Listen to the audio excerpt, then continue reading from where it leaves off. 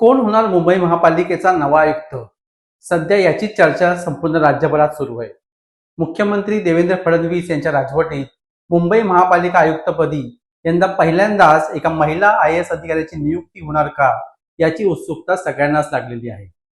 महाराष्ट्राच्या इतिहासात पहिल्यांदाच सुजाता सौनिक यांच्या रूपानं पहिल्या महिला मुख्य सचिव झाल्या. रश्मी शुक्ला यांच्या रूपानं महाराष्ट्राला पहिल्या महिला पोलीस महासंचालक लाभल्या. सुनेत्रा अजित पवार या महाराष्ट्राला पहिल्या महिला उपमुख्यमंत्री झाल्या. हे सगळं घडलं ते मुख्यमंत्री देवेंद्र फडणवीस यांच्या राजवटीत. त्यामुळे आता अश्विनी भिडे यांच्या रूपानं मुंबई महापालिकेला पहिल्या महिला आयुक्त मिळणार का, याकडे आता सगळ्यांचं लक्ष लागलंय.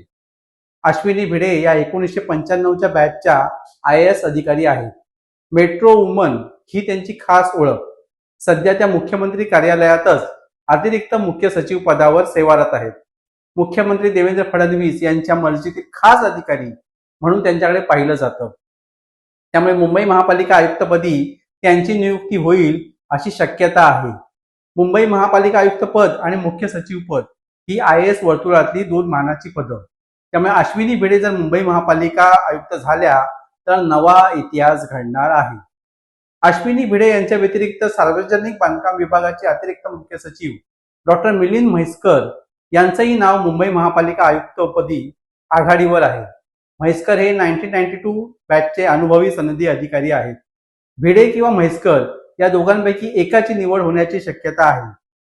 त्याशिवाय महसूल विभागाचे अतिरिक्त मुख्य सचिव विकास खारगे, MMRDAचे आयुक्त डॉक्टर संजय मुखर्जी आणि नगर विकास विभागाचे अतिरिक्त मुख्य सचिव असीम गुप्ता यांचीही नावं चर्चेत आहेत.